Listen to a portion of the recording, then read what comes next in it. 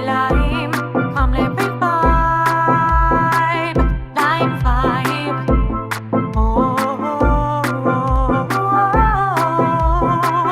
lime vibe.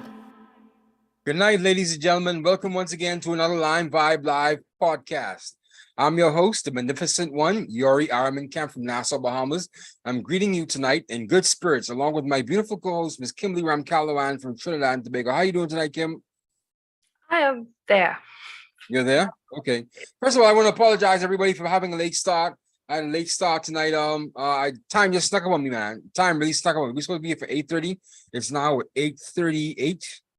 No, 8:42 actually.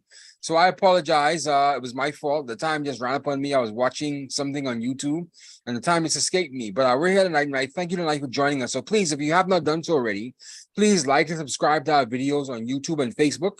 It really helps us out a lot. So go to LimeVibe77 on YouTube or Facebook, and please like our page and subscribe to our page and like any of the videos and share the videos of our content. Please, really helps us out a lot. We're carrying our message and getting our message out across the Caribbean and Central American region. So thank you so much once again for being here with us. So Kim, how was the day, man? It's okay for now. That's all I can say. I know right now we're still thinking about Guyana. Just an update as to what had happened on Monday. Remember, we gave a tribute to the young ladies that perished in the fire. But tonight we're hearing that 7 of the surviving girls, that were in the Georgetown hospital, they have been released and they are reunited with their families. So that's one good thing. But something else is happening. I think President Finale, he is calling on the public to actually be mindful that these multiple families are in mourning. There are multiple families that are dealing with the death of a lost child. And he is actually calling on the public to be a bit more responsible when it comes to sharing speculations and wrong information online. These people are hurting, our community is hurting. And we need to be responsible in how we talk, what we say with regard to the sensitive, very, very sensitive matter. Yes. I guess he's throwing jeers at how people already came to the point or came to a conclusion that one of the suspects was a student, right? Yes, I'm believing that. But there are other things that are being put out there right now. Actually, on the day that it happened, I saw quite a good bit of not too pleasing things to say that, that transpired. I don't want to allude to it, and I don't want to say anything toward it. But it's been, we can leave that alone and keep it under wraps for now. I think keep it under wraps. Those things aren't to be shared right now. Yes. It does not take away, it should not take away from the fact that families are dealing with a lost loved one, a child, a daughter, whom they had high hopes and expectations of adding value to their family, of doing things for their family. Yes. No parent should ever have to bury a child. I've always said something like that. And these parents, one family actually has to bury a pair of twins. Yeah. 2 children one time. That's so sad and shocking, Kim. And Dr. Irfan Ali is right. He should be careful how he report what's happening on the ground there and who's in custody for it. And we have to be mindful that these parents are grieving right now. It's still kind of fresh. It is very much fresh. Yeah. It's 3 days of mourning. He declared for the nation of Guyana. And we as a Caribbean people, we stand with him and the community in Madia and Guyana as a whole. Yes. And the indigenous community there in Guyana, because I wasn't aware that there was still such a vibrant indigenous community in Guyana. So that's a huge loss for them because they've been marginalized for the past, 200, 300 years now. So for them to lose a whole, 20 people like that, 20 of their people like that is just amazing. It's shocking, man. It's shocking. And talking a bit about loss, the world is also mourning the queen of rock and roll, Tina Turner. She passed earlier today, I believe. Yeah, she's 83 years old. She was 83 years old, but she did not look it. One thing Tina Turner, she really knew how to rock it. She Exactly. was she was still on tour, and recently she became a little more open as to her personal life. Mhm. I look at television documentaries, and she was actually mourning her son. One of her sons had passed in December gone Really? by. Oh Yes, wow. and then another son, her other son had committed suicide back in 2018. So Mm, that's two of her children gone before her. that's And tragic.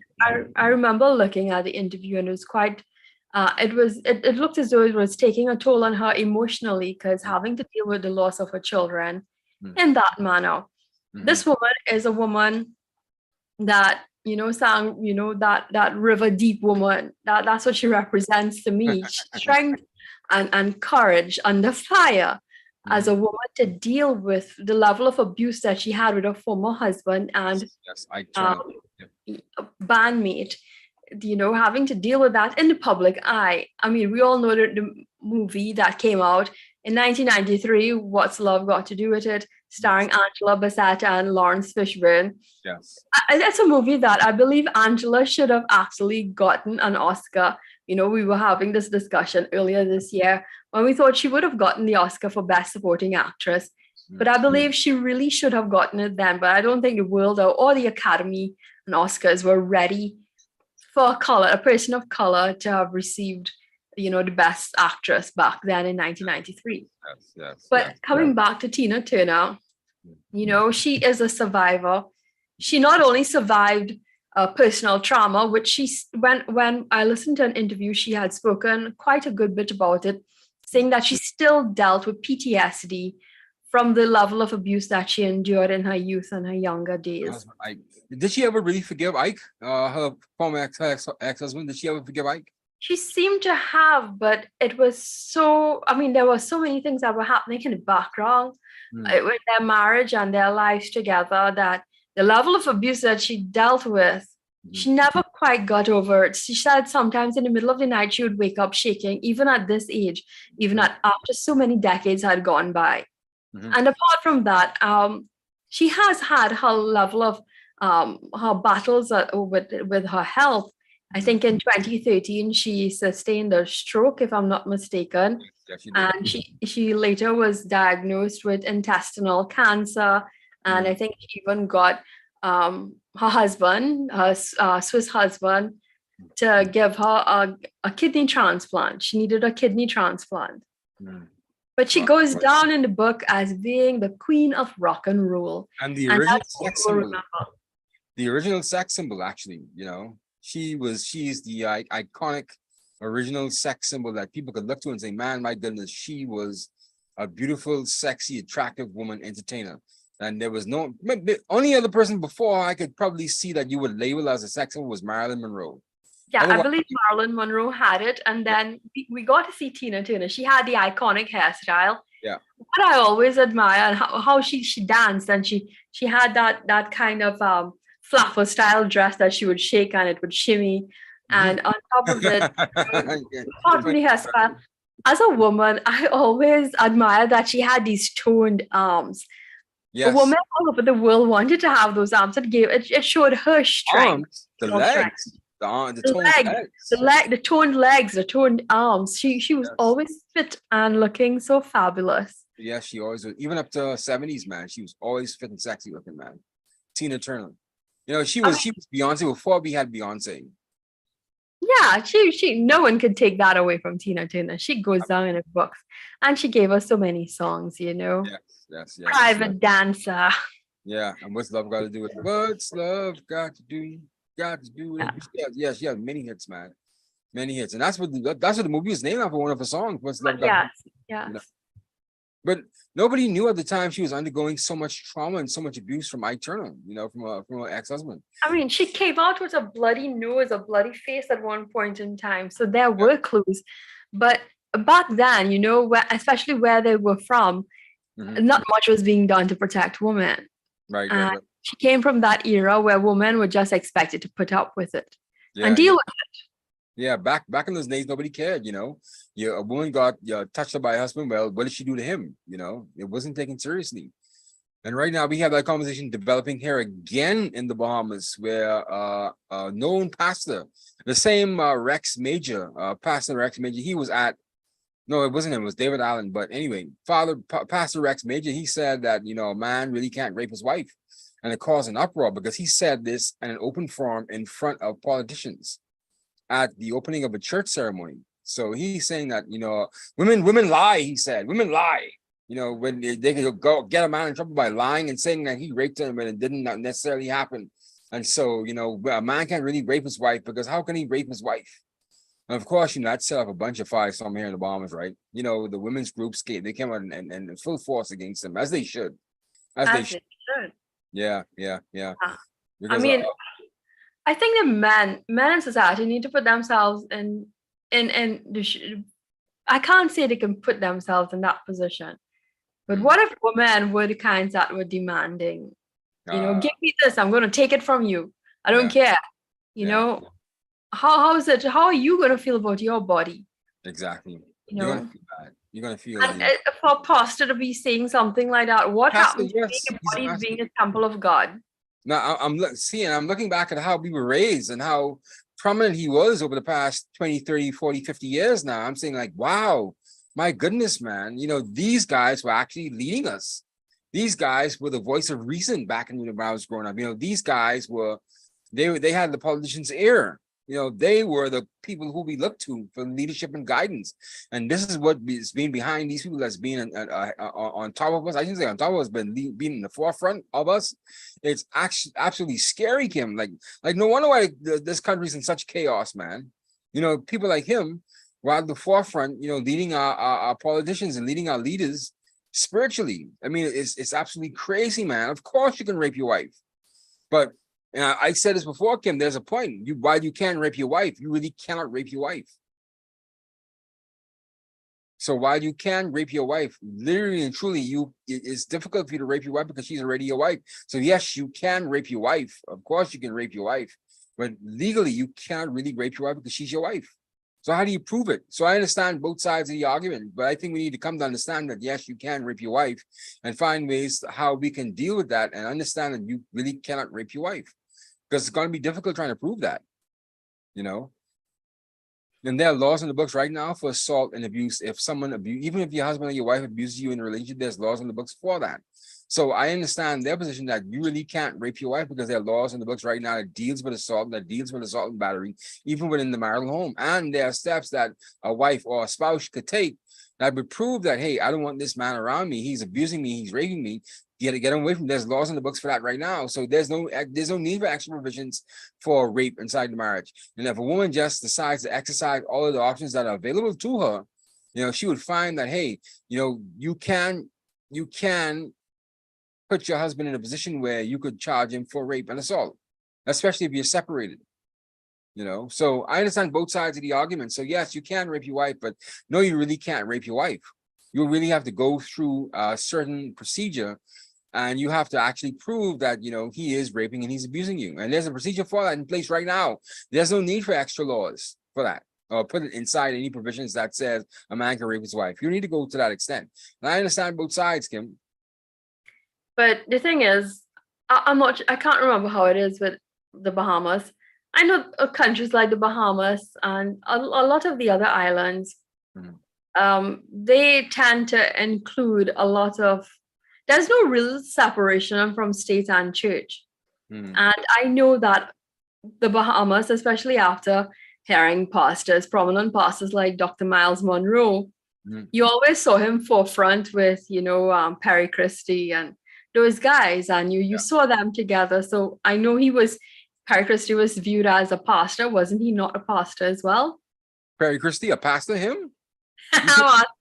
No, absolutely not. Perry Christie, that's rich. That's rich, Kim. That's funny. Perry Christie, a pastor. I guess at the CARICOM level, when I met him at CARICOM several years ago, he came across, that you're always preaching politicians. The word is always up front, right? These guys are obscene with that, man. They go inside Parliament, they start quoting scriptures like they're pastors, but they're not pastors. Yes, coffee.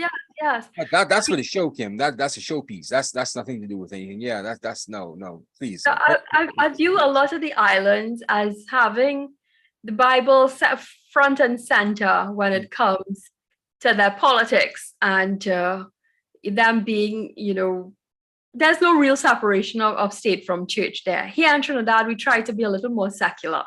Yeah, I noticed Because that. Yeah, we've got multiple denominations and religious bodies here in Trinidad. yeah. So you've got to be a respecter. If you're being too biblical, if you're being too going towards the other religions and things like that, they will call you, a fanatic, sort of. Mhm. And that's what kind of concerns me with Trinidad, because I realize you guys have like these huge like press conferences in the middle of high church on Sunday. The UNC has their press conference on Sunday morning. It's at 10 to 11. Most churches have actually wrapped up by then Really? or on Okay, the second service. okay. No, I couldn't do it, Kim. I couldn't do it. No, high Sunday.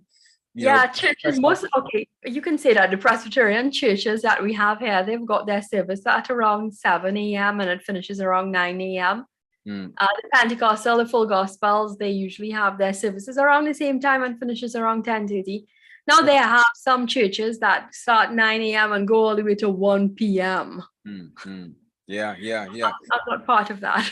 Yes, at least have one day for rest and one day to worship the Lord. If you can devote a whole day from, my goodness, what are we doing over here, man? What are we doing? That's my thing. Even when we started having our press conferences here on Sunday afternoons, I was like, what? They're having press conferences on Sunday afternoon, high Sunday afternoon. You got to be kidding me, man. That's I think it's just the opposition, but they're usually online, and we have the media working on Sundays. It matters not what religion you are. You've got to turn up at the newsroom on a Saturday and Sunday and a holiday as well. Oh wow. Yeah, that's something like that here too, but not so much the holidays. Definitely after the holiday, but we work right through. Media in Trinidad takes no breaks. Wow. We work on Christmas Day, we work on Easter, Good Friday, New Year's. It's news round the clock here in Trinidad. I know it's tough work. I know you got to be on call, right? You got to be there for you if something breaks, if something happens. I've experienced that two Christmases in a row now where my editor, he's been off. And so I had to stay in the office and actually work on Christmas during the Christmas holidays. But y'all are print media, right? Yeah, so print I mean, I guess you still have to be there. I've been lucky that when I worked print, I could have worked from home. It was basically easy going, and it was not so much. I worked radio and television on Christmas already. It was not a problem, even though I'm Christian, and we have usually it's you get the holidays based on your faith, your religious persuasion. So if your Diwali is a Hindu festival, if you're Hindu, you would get Diwali off, and the Christians or the Muslims would work on Diwali, and Christmas, the Christians would be off. But it does not stop it. Most people, everybody comes and celebrates Christmas. So it matters not if you're a Christian or what. Everybody wants Christmas Day off. Yeah, everyone wants Christmas, man. But even the atheists want Christmas off because it's a holiday, right? I actually prefer to work. I say, let me work Christmas and you all work New Year's. That's one reason why I'm happy. Yeah. Oh, wow. I hate Kim. But that's one reason why I'm happy why the Chinese are here, because they work straight throughout any holiday. They work through Good Friday. They work through Easter Sunday. They work through Christmas, Boxing Day. They're not going to run media entities. Usually when the Chinese are running something, it's their own family members that are working on those holidays. They're not going to get away with that in Caribbean culture. You can't come and impose those things. Your commercial capitalist nature of wanting to earn every single last dollar. No, give it. At the Chinese supermarkets, the restaurants are usually closed. But the supermarkets, they open like normal on Christmas, Boxing, New Year's Day. It matters a lot. I thank the heathens for it. I thank they don't care. I mean, they don't even take time off for their Chinese New Year, I think. No, they work straight through, man. They don't care, man. And I believe the only reason why they close the restaurants because they know nobody's coming on like a holiday because they know nobody's gonna come to it. Yeah. Everyone has their own family dinner and get-togethers to go to, so no one's going to come to their restaurants on a holiday. everywhere is closed on Christmas. If there's one place, the only place that might open and should be open, and I'm grateful because I've had situations where many of us came, my entire family got dengue Mm. one Christmas, and they were in the hospital, and we needed to get pharmaceuticals and drugs, and we were just praying to find a pharmacy open on Christmas Day. Yeah, yeah. Yeah, some days need to be open out. I indeed. But we strayed away from Rex Major though. You know, Yeah. you mentioned Perry Christie. I remember I was even Yeah, I was going into the religious part of it, right? That you all are viewed as being the state combined with the church. Yeah. And the morals and values don't escape from one another. Legislation is basically mirrored from what they believe, their convictions, their religious convictions. To some extent here, I am kind of happy that our politicians wrap themselves up in the Bible. So I appreciate that. I really do. But sometimes I believe they just use it to their advantage. They realize that people, they fall for these quoting these scriptures on the It does. You can't be quoting the Bible and not, be taken lightly. It's like, oh well, he's swearing on God. He's saying God's word. He's gotta be legit. Yep, he is, and he's there for everybody. Not even considering that they might be charlatans. Yeah, exactly. And people fall for it, they really like, oh, he's a Christian, he quotes the scripture, but anybody can quote the scripture, man. If you have a good enough memory, you can quote some scripture. Are you living it though? That's the real thing. Yep. Yeah. Are you living it? And so the Pastor X Major, he stepped in it big time. And the thing about it is he has some progressive daughters, he has daughters that are very progressive, that are involved in a lot of stuff. So I wonder what they have to say about it, to have their father go. And he said he went off like that because he hadn't had a platform like that in years. And I could see why. I'm glad he hasn't had a platform in years, because if that's what he has in his heart, my goodness, they should keep him back in the background a lot more. They shouldn't bring him on the front anymore. God knows what he's been guilty of doing behind closed doors. Oh yeah, he may be raping his wife. He may be raping his wife today. I mean, what does this congregation say? Yeah. It's of a flock together. Yeah, boy, I tell you, I'm wondering how many other politicians really believe in what these people have to say, and they just wouldn't say it out in the open. Like, you really can't rape your wife, and I could rape my wife if I want. I could take my wife if I want to. No, honestly, though, Kim, back to my point though. I understand both sides of the argument. Yes, you can rape your wife. You can rape your wife. But really and truly, you cannot rape your wife in that technical sense, because really and truly, that is your wife. And so if your husband is abusing you, there are laws in place that you could actually bound your husband out of the peace and actually have him arrested for assault and battery. So there's no need to have an extra clause inside the legislation that says that a man can rape his wife. You don't really need it, because there's laws in place right now that's for that. So I understand why men are really taking this. They're really taking at least some of the more, I would say the more literate men are taking this a lot more serious, because what are we actually going to put in place when we put this provision inside the law? What are we saying to our daughters? What are we saying to our daughters? That your husband is raping you. There are laws in place that you could actually have your husband bound out of the peace, and you could actually have him bound against you, and you could actually have him arrested for assault and battery right now. I believe that a lot of them just understand that there are laws in place for them right now that could actually deal with rape in marriage, I could deal with assault and battery inside marriage. And I don't believe they believe that there's a place in law for that. But here's the thing where it gets so muddy, where you have a lot of women that actually deal with this over years, and you try to prosecute based on the evidence that they bring to the police and they bring to the prosecutors, and they back out. A lot of women just back out. It's too tiring to have to deal with it. I mean, dealing with it legally is one thing, but then having to be made a mock of. Yeah. It's just scary. But here's the thing though. To go wholesale and put that provision inside the law may be going a bit too far, I think. And we're not sure exactly how this is going to change the dynamic of relationships in the Bahamas in particular. And so I understand both sides of the argument. Yes, you can rape your wife. You can rape your wife, but really and truly, you cannot really rape your wife. So I understand both sides. So I think we just have to sit down and actually have a rational discussion before we start getting into this back and forth inside the media, where one side is saying one thing and there's people they're shouting over these huge slogans. Oh yes, you could rape your wife. You know, men are raping their wives and all this kind of stuff. What is it going to say about the young daughters out there? How the young women are going to feel about this? How are your daughters going to feel about this? Blah blah blah. You know, that kind of emotional hype. And I think we just need to settle it down, bring the conversation back down to a level where we can have a sensible conversation, a rational conversation about this. But because it's so emotive, you can't have a rational conversation about it. You just cannot have a rational conversation about it because there's no position that you could argue from that you can say that, hey, you can rape your wife. How does somebody say, oh, yes, I'm allowed to rape my wife? Look at what Pastor X Major is going through right now and the stupidness that he said. You know, that's not the way you say that. But then again, you can't say it any other way because on the other side, the proponents of marital rape are going to say, hey, what are you going to say to your daughters? You can rape your wife. And you're going to have this huge argument about raping your wife. And it's just going to get lost in this cacophony of noise that the rational discussion and the rational debate can't really happen as a result of it. And it's quite a shame, though, just like the Me Too movement. You know, it's quite a shame. It's quite a shame, man. You know. I'm glad you're listening to me, though, Kim. This may be the only platform where I can actually articulate that point without actually having been shouted down in front of a woman. And I'm hoping that you're understanding my point where I'm coming from with this, right? Because I understand both sides. I really do. I really understand both sides of it, man. I mean, I hear it, I understand it, but there are ways that it can be put in law.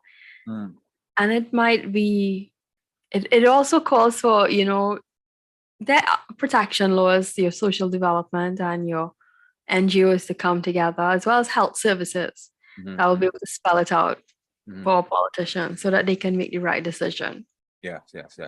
I know people don't want to get into the bedroom affairs of couples, marriages, the family unit, because that's what it's begging you to do. But you've got to protect for men. I mean, it is happening. It takes a whole culture change, and that's what it's going to take, a culture change. And speaking of culture change, Kim, because right now, I mean, you have the Bahamas ranked probably in the top 5 in the world on rape. You know, top 5 in the Western Hemisphere on rape. So I mean, there's really no way you can argue from that. You really shouldn't put this aside, or you really shouldn't take this serious, but you really should take rape and marriage seriously because we are ranking very high on rape. So you really can't have this argument. So I mean, oh my goodness, this one of those things where you can't. It's also looking at how we're growing up our men. Yeah, so things like that need to be considered. You know, exactly how we socialize our men. You can't be raping women. You know. I mean, and then you're also encouraging a culture of crime. Yes. And I mean, men going about doing this, feeling, hey, you're my woman, I can do whatever I want to you. You're my piece of property. So they treat you like that. So, and you know, no one was to say this. I'm going to say it out here like this, and there's no justification of this, but in Bahamian culture, men are expected to be very aggressive in the bedroom. Men are expected to take charge and take force of these women. If you don't, they call you soft and they call you weak. I understand the culture with Bahamian relationships. In my short time of interactions with it, I mean, the nicknames that have been shared, and it's like it was. Yes. So you know what's going on here. So for me as a gentleman, you know, I lose out on a lot of women because I'm too soft. I don't push myself. I don't force them. I don't hold them down. You know. And you're considered a very decent gentleman, a very decent, nice guy. Thank you very much, Kim. But I am sexless, Kim. I am sexless as a result of it. But I prefer to be safe than to be called a beast. You know, at least call me a nerd, or call me a geek, or call me soft, and then call me an actual rapist, man. That's one of the things I don't want to be called. Yeah. You can wear those titles and that badge of being that. Yes. Rather than, you know, ever causing harm or ever going down in record as causing harm to someone else. Yes.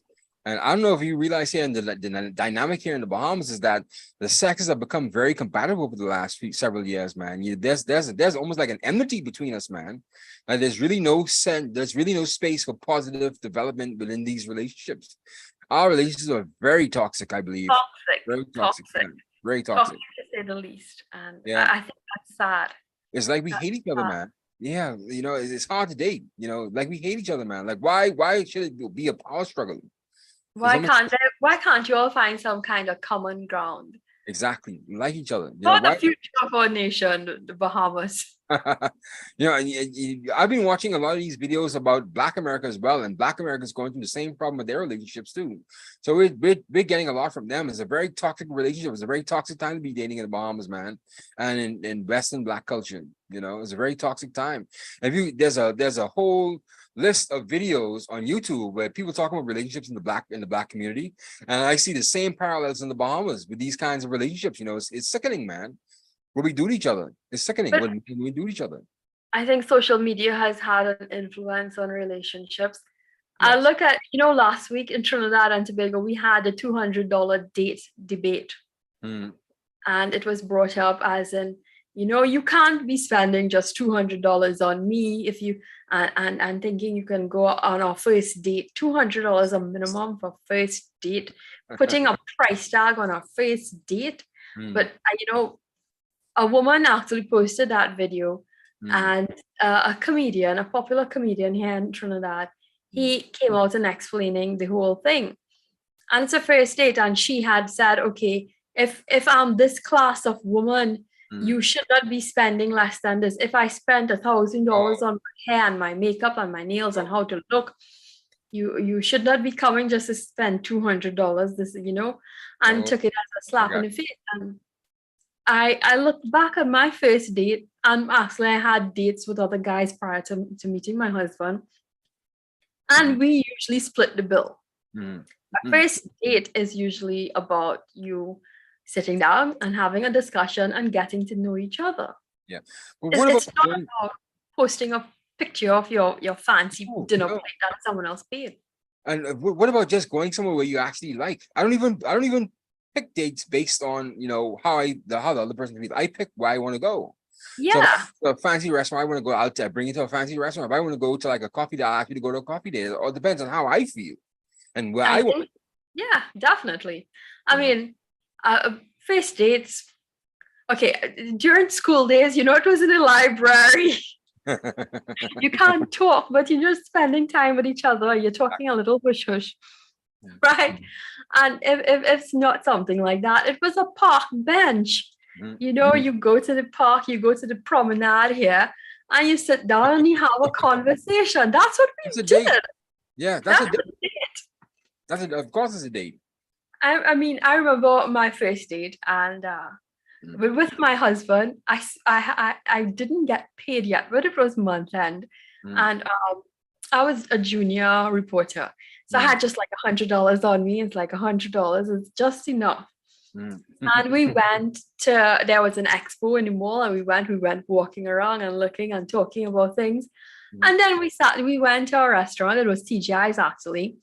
And in TGI is like this, it was a big restaurant back in the day when it now opened, And we ordered a mudslide, a drink, and fries. And we sat down and had a conversation. That's all. Yeah, a mudslide, but it's mostly ice cream. Yeah, ice cream and Kahlua and vodka. Yeah, it has Bailey's Irish cream. But it did nothing because it was mostly dessert, and we had fries. And it was the first time I was so full from my conversation, I didn't care to have fries, and I just passed the plate back to him. It's like, okay, you have it was the first time I passed my leftovers to him on the first date. Yeah, mudslide is pretty heavy, Kim. Anyway, finish. But it was like ice cream, so it was more like a dessert, and it's more like, it wasn't anything really. I can't remember if it was a virgin mudslide, but I don't, it wasn't anything to really do any damage to my head. And we just sat down, and our conversation was like, family life, and I got to know, it's like, okay, I know for sure he's a mixed guy, so I was like, I know for sure you have that race in you. What's the rest? And he gave me his whole family history. And you think right then that you realized Carrie was the one for you? Yeah, I that's another story I'll tell you sometime, personal time. But oh wow, okay. It was just a conversation with each other, and his sister came into the restaurant, and his sister I knew his sister because his sister actually, and his sister and I went to the same school. It's like, oh my God, that's your sister. Oh, you've been stalking Carrie all these years before him, before that, Kim?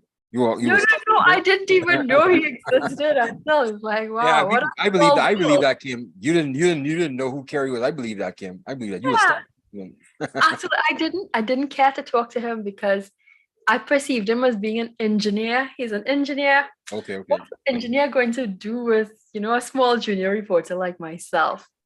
They're higher, engineers in this country earn big money. I At know. least that was the notion, right? That was the notion initially. Mhm, He was actually a junior engineer, mhm, and it was not much. Actually, he was a technician at the time. mhm, And so I always thought he was an engineer at mhm, then, mhm, but he had just started, and that's how I got to know him. mhm. I was like, okay, you're an engineer. You're not going to have time of day with me. I'm a small little pleb, pipsqueak. But he found you and he loved you. That's good. That's romantic, Kim. That's nice. Yeah. That's But pretty healthy. we're talking about dates and getting to know each other. Mhm, mhm.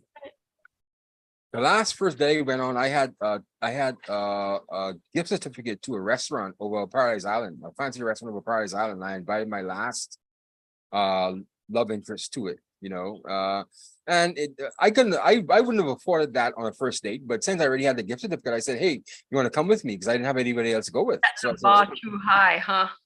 yeah, I know, but then she knew it was a gift certificate. She knew that. But then me personally, I like fancy dinners. I would pay for that myself if that was the case, Right. But Oh, that's I mean, if you think the person is worth it, why Mhm. not? Yeah. But when on a first date, you get to know each other. Save that for special moments. Yeah. I remember all other dates other than that was going San Fernando Hill, where I am right now. And sitting down on the benches and talking. Mhm. What else we did? Going to the mall, going to coffee, having coffee. I used to drag him to jazz festivals back then as a reporter. It's like, you're coming to me with this jazz event, and that was his first indoctrination into jazz, true jazz. Oh, okay. And I remember dragging him. I was like, okay, you're coming. He came to my parents' home, and he came with a shirt buttoned all the way up. You know that button that goes all the way up. Yeah, And yeah. I cracked up laughing in the car. It's like, I'm coming to meet your parents, and I needed to look decent, and I need Oh to. wow. You want to be on his P's and Q's. Look at Carrie. And this is not you. This might sound ancient, and I think it speaks to the level of how his parents brought him up. Hmm. It was back in 2005, 2006. I don't think that was that far back. No, not a far back, man. But how I impressed him was when I took him on a jazz festival date. Mhm. Afterwards we went for dinner. He got up to the washroom and I paid the bill, and he came back and he was like shocked. It's like, a woman paid the bill? That's never heard of. Oh wow. Okay. Yeah. You paid the bill, Kim? I wish she was my girlfriend, man, because I could usually pay for the bill. No, but that's the thing. I was like, other dates before I ever met Carrie, we usually split the bill, and splitting the bill half and half, whether you had this or that. Even if it was just pizza or coffee, we split the bill. I usually split the bill with other guys. Right, Carrie. Yeah, I know, man. I know. But that trip I had to that restaurant, yeah, and the good thing is though, when it put up in my mind is that even though the bill came over the actual gift certificate, she offered to pay some of it, the balance of it, considering that she already had a free trip to it, right?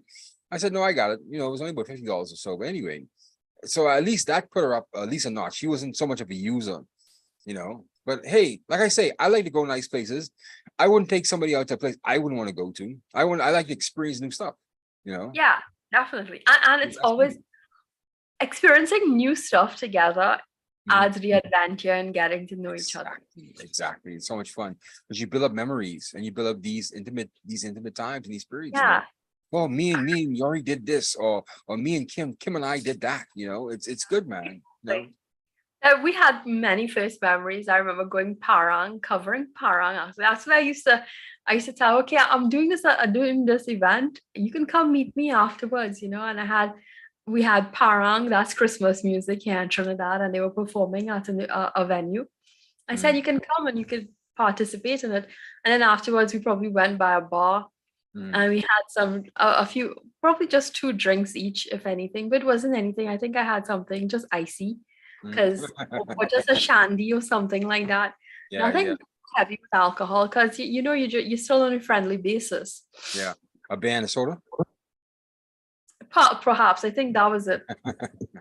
Yeah, I love Yeah, I beer. love shandies are just like 1% alcohol, nothing Yeah, beyond yeah. that.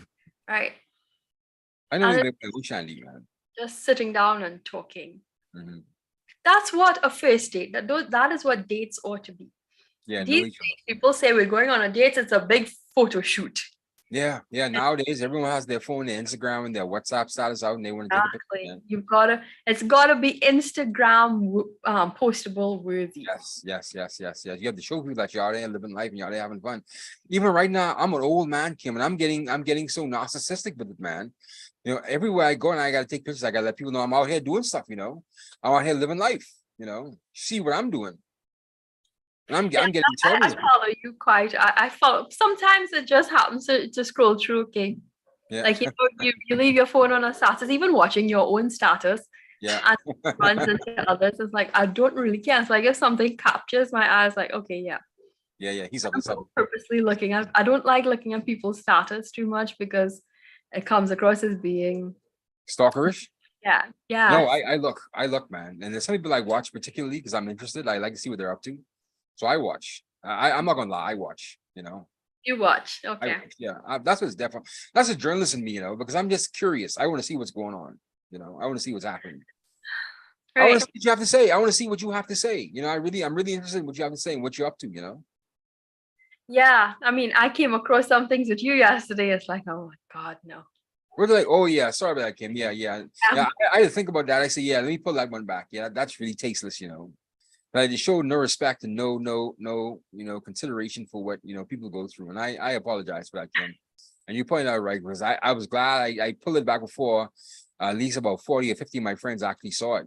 Before they realized 40 or 50, and you've got Yeah. quite a good bit on your broadcast. Oh yeah. That broadcast list. Yeah. I'm an ad, I add people.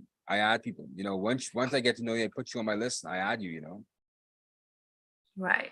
Yeah, that's my little network. So we ended up talking a good bit about dating scene. Yeah. After the whole thing in the Bahamas with regard to rape and marriage. Oh yeah. But speaking of that, did they actually pass a bill, a domestic violence bill inside Parliament today? A violence against a person bill today inside Parliament. So I guess after Rex Major's comments, you know, they felt the government felt the backlash and they decided to put something on the Parliament, but they didn't go anywhere near, you know, making marital rape illegal. You know, so they didn't go as far as they thought they would have gone. They just hope that this would actually placate some of the people who would say that, you know, that the government is not taking marital rape seriously and taking violence against women seriously. And actually, it's violence against a person, not really violence against women. It's violence against anybody, domestic violence against anybody. So they're dancing around this thing again. They don't want to go as far as marital rape, and I can understand that too, because you don't want to make the law so lopsided on one side, and then it's going to be uneven for years. Exactly. Yeah, definitely. I really have to commend them on their judiciousness on this, but sometimes they're lagging their feet a bit too much as well too. But I can understand why they don't want to go that far too deep, because look at what America's going through right now with Me Too, right, Kim? Men are being lied on right, left, and center, and it's becoming a real epidemic. You know, it's out of hand now. It's out of hand. But yeah, man. something needs to be done to protect our women. Yes. Protect our women and our children, actually, because children are suffering just as much as women are. And it can be made in such a way that it protects the men as well, in the sense that, you know, no woman can accuse them wrongfully. Right? So we have to be careful. And I guess with so many lawyers in the Bahamas, you think that they should be able to tailor the fine wording, the fine print carefully. You know, these lawyers, they can't figure themselves out, man. There's too much of them, man. And I think that's the problem. There's too much arguments back and forth. You know, everyone's here a lawyer. Everyone here is a lawyer. And even right now, I'm studying law, and I regret it every day. And I realize why I have to go through all this rigor to do it. because they don't want any old flapjack out of the pan, becoming a lawyer because there's too much of them right now. They're trying to weed out the mediocre ones and the half-ass ones, and they're trying to make sure they get the real top tier ones who are actually committed to law. Yeah. But in saying that though, yes, too much of them out here, man. I gotta say that, man. And I wouldn't be doing this law program, if it didn't fall into my lap, to be honest with you. Because the head of the department ran behind me to apply, and I applied. And I think it's the best and worst decision I've ever made in my life. I didn't realize it would have been this much work and this heartbreaking and this. Oh, I didn't realize it would have been this difficult, but it is. Now I have a respect for lawyers now because of the work they go through. Yeah. Trust me, Kim, law school is no joke. Yeah, I know that. I did one law course for reporting, news reporting. We had to do actually was it 2 or 1? Yeah, one on the laws of Trinidad and Tobago, the Caribbean, looking at the Treaty of Chaguaramas and things like that, along with you need to have a good understanding of defamation and libel laws here in Trinidad as a reporter. Yeah. I learned that on the job, actually. I learned defamation and libel on the job, really. But it went into depth. Remember, we're students, we're young, we're naive, you're not aware of how dangerous it is, and to be careful of the words that you use and the correct wording that you use when it comes to telling your story. Exactly. My rule of thumb: just don't lie to anybody. If you don't know what's going on, don't say it. If you're not sure, just don't say it. And to protect yourself, here we always say it is alleged. Yeah, it is alleged. It's alleged, and even that to some extent, you have to be careful when you use it's alleged, because you can't actually infer that someone's really been involved with something or actually having proven that they've been involved. Well, that is some level of common sense there. So you can't say certain things, anything you want, and just put alleged in front of it. It has to be much more. Yeah. You know who's really good at slandering people, driving innuendo? My editor, who I work for in the business section, he's good at putting in things that you would think that people would say, but they didn't actually say. And he's good at weaving a story into making you believe that, hey, this person actually said this when they really didn't. So you really can't sue him for libel. So he's really good at that, man. He's really good at slandering people, at getting people involved in these scenarios. I really got my hat to him, man. He's really good at that. So I'm going to be looking at the Tribune a little bit differently. Yeah. He's really good at that, man. He's extremely good at that. That's one thing I'm learning from how to really put these things into the story, that you could actually tell a story without actually having to put things in people's mouths. Yeah. And I've tried it a few times, but every time I've tried, people have come back to me with backlash. I guess they're coming back to him with backlash as well too. But he always explains himself out of it. But yeah, it's really rough, man. But I'm guessing that the United Nations Human Rights Commission will have something to say when it comes to your law. I know that they've been monitoring the situation with you guys when it comes to rape, marital rape. So, it's going to come to a head. It's going to come to a head sooner or later, But I like I said, I understand both sides, man. I understand both sides. And I think the UN need to understand that they're both sides of this argument. They're just not going to do things carte blanche because you say, this is a whole cascading thing that you really set, society off in a different path. But I don't think we're really prepared for, We're already losing young men right, left, and center. Can you imagine decent men being lost right, left, and center off of some old foolishness? Something that's not concrete. It's really sensitive. Can we have to really take this into consideration? It does, yeah. But otherwise, now let's move off from that, man. So what else is happening, Kim? I think that the commissioners of police are meeting in Trinidad and Tobago right now, aren't they? Until Friday. Until Friday, yeah. Do you think they're going to say anything else other than that crime symposium they had in Trinidad? I don't see it. It seems like a repeat of what was said. Yeah. I know that, our National Security Minister, at the opening ceremony, I think it was yesterday or so, he had pat himself on the back and a TTPS after we had what was described as the largest cocaine bust in I saw that. Yeah. history. It was with 234 million TT dollars. Yeah. And the manner in which it happened, it was surprising as to the location. Good on the Western Peninsula in a hotel, where the hotels are along the Chaguaramas beaches there. That coastline, it was intercepted, and it was 168.2 kilograms of cocaine intended for the US. Oh wow! And that's a lot of dope, Kim. Yeah, our National Security Minister Fitzgerald Hines is saying, we have to really give kudos to the police service here in Trinidad and investigators for being able to nab that. Yeah, that's good. That's good. That's a good find, Kim. But speaking of that, it's always good when they find drugs, because you have to be concerned when they don't find any drugs. How much is And that? it was found with weapons and guns and Oh, things like wow. that. Oh, yeah, it's a serious shipment. Yeah, someone's going to die on that, Kim. Something major is going to happen. But the thing is, when it happened last week, we were all questioning, okay, so these are the small guys. What about the big fish? Who's going to be in charge of this? Someone high up must be aware of this. Of course. And their head is on the chopping block. Exactly, because $3 million, $3 million US dollars it's not a little bit to sniff at, Kim. That's a lot of money, man. Definitely not. And I think the Grenada police commissioner was present, and he was talking a bit about, tackling crime, especially getting weapons off it. What was one common thing that they found in the region was the use of weapons for murders. And that's something that has been happening throughout the entire Caribbean archipelago.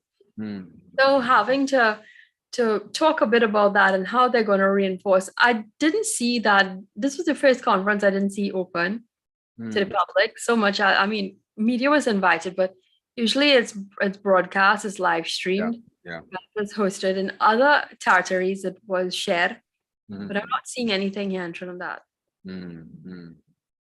Yeah, I don't know why. It's nice to see our police services come together, unite, because they're facing similar battles. Yeah, I think they were here in the Bahamas last year, weren't they? Because I remember covering that for the local news here in the Bahamas. Right. Yeah. Yes. I think the year before, so was it in Jamaica? Okay. Yeah, and some of those sessions were closed door too, but not all of them. The opening ceremony was open. Yeah. The closed door. Yeah. I mean, and rightfully so. You don't want to have your security business outside. Yeah, I think they need to be careful of the guys inside. Well, Kim, it was 9:32, man. I guess because we started late, we went over about 2 minutes. So that's okay. Any final thoughts, Kim? I wish you guys the best and taking care of your women and men and family life, because in the end, it's all about family life. Exactly. Bringing a healthy community starts with healthy families, Kim. You're right. I wish us the best too, Kim. So once again, thank you once again for joining us for another LimeVibe live podcast. We had a lively discussion tonight, Kim. Starting late, yeah, we came off firing tonight. This is good. This is a good chat, man. I look forward to our Monday, Wednesday, and Friday chats, Kim. These are fun. So this is Yori Camp. Yes, this is Yori Camp signing off once again for LimeVibe Live Podcast. And again, if you have not done so, please like and subscribe to our YouTube or our Facebook page, LimeVibe 77 on YouTube or Facebook. It really helps us a lot. And it really helps us to share our message out there to the rest of the Caribbean and Central American region and the world, for whatever that is, right? So please like and subscribe to our content. And we look forward to seeing you again on Friday night for another lively chat on LimeVibe Live. So good night, everybody. Good night.